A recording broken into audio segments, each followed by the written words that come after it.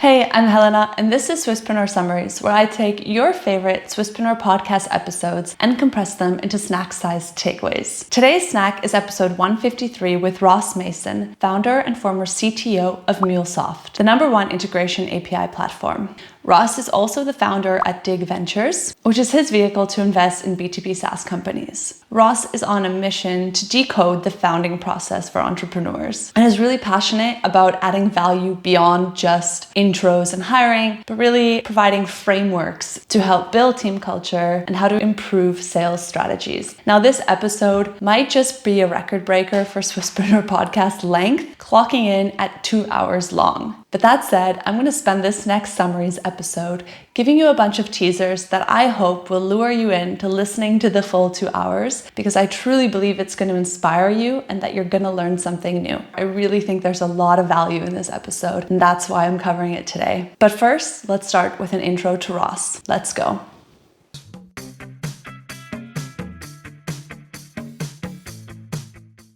Much like many of our guests, Ross has always had an entrepreneurial spirit. He jokes that at the ripe age of 7, he was already running his own bootleg Lego club and charging kids their milk money to get in, which he got in trouble for. His parents were business owners and taught him 2 valuable lessons. First, never lower your bar. And second, working hard isn't actually a bad thing if you enjoy what you're doing. In his late teens, Ross got involved in software piracy. He thought computers were so amazing and that everyone should have access to software, and he started selling floppy disks. Yeah, remember floppy disks? He soon realized the implications of this misguided and illegal attempt at starting his own business and shut it down before going to university. In 1997, Ross graduated in computer science from the University of West England and started a career in the corporate world. It was there, during his time working for banking, that the Mule project was born. It first started as a SourceForge project in April of 2003 with the goal to make programmers' lives easier. Growing what later became MuleSoft was a rocky path, but in March of 2017, Ross was finally able to make his dreams come true and ring the bell at the New York Stock Exchange alongside his team in a packed building. Just 1 year later, Salesforce acquired MuleSoft for an impressive $6.5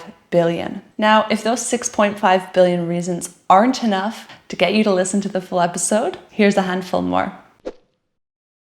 Ross says that growing up and throughout his education, he didn't necessarily know that he wanted to be a software entrepreneur. After all, you just heard how he got his start in banking. But it was there that Ross started to think about what he wanted to do differently and what kind of tools he wanted to be building with. Listening to this episode, you get the feeling that all the jobs that Ross had before starting with MuleSoft were really about testing the waters, and most importantly, about figuring out how the world worked, how companies ran, how products were built, and how you could get them to market. These weren't just paychecks for Ross. This was about exposure. He warns that people are often on a quest for love at first sight when it comes to their careers, when really it's about following your curiosity, seeing what you have an affinity for, and giving it time to grow into a passion. Funny enough, MuleSoft was born to take the donkey work out of integration. Ross himself, in the early stages of his career development, went out and did that grunt work, figuring out kind of all the pieces of the puzzle and how they integrated together and how that would form a great solution and a great business for him down the road. You have to know the problem you're solving and understand it by becoming the consumer of your product. And you can do so either by research or by doing, by experience. Ross says that founders constantly come to him asking, "Hey, I'm thinking about open sourcing my software. How should I do it?" And Ross says that he always replies by asking them why they want to open source it. Because open sourcing can be a double-edged sword. On the one hand, yes, open sourcing is a great way to validate that you have a market or a product market fit, or at least capability market fit. But on the other hand, when it comes time to monetize, it can be very challenging. If you don't have a clear line between open source and what commercial model you will have, it can be very, very hard to monetize. Ross admits himself that MuleSoft did it the hard way, where they had an open core and then built value on top of that. But it was an incredibly hard road where it took them 4 years to really add value that was meaningful. Because you can't just add a little bit of value, you have to add a ton. It has to make an impact.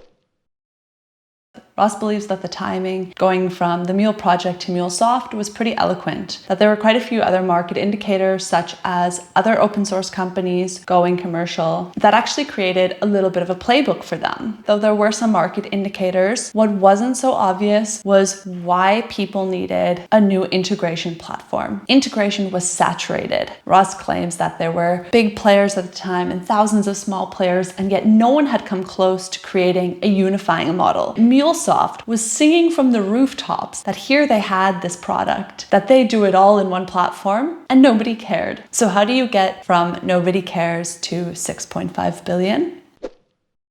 Educate. Sometimes if the market isn't fully there in knowing why they need your product, you have to build that need for your product yourself. Ross knew that MuleSoft was never going to sell itself because the market was just so used to looking at the world in a fragmented way. And although he knew they had a very strong value proposition, the market wasn't aligned with it in terms of what they thought was valuable. And so Ross took it upon him to educate the people. He got out on the road and got on stage and held talk after talk after talk, with the goal to make integration exciting and help people realize that without it, there is no digital transformation. And he worked super hard to adapt his talks based on the audience and weave in new trends to really capture people's attention. And though in retrospect, people might think that's super old school and kind of crazy to put all that energy into going on the road and talking to these relatively small groups of people, but Ross claims that after every presentation, his pipeline filled up. And by listening to the full episode, it's so clear just how much MuleSoft's growth was moderated by education. Because for Ross, it was so important to reprogram the way people thought about things. How does someone make a decision between you and something they've already got?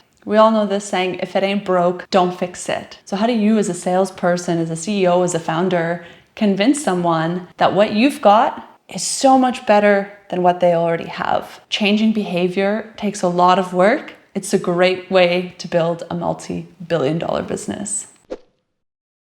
After 2014, MuleSoft had 4 deals that had done $1 million in ARR. Ross was on a mission to find out how to replicate that. How can one sell integration with $1 million price tag? Ross says, you can't. And seeking to bring more of those $1 million price tags, they went back and reevaluated their value proposition and came up with API lead connectivity. And within that year, they were selling a completely new IT operating model. So long story short, in 2015, MuleSoft had $6 million ACV deals. In 2016, they did 38. The following year, 76. And the next year, over 100. And whether you understand software jargon or not, and I'll admit I had to do a lot of Googling, what's important to know is that they didn't actually change the software, but rather found a way for their customer to get more out of it and really leverage the product more.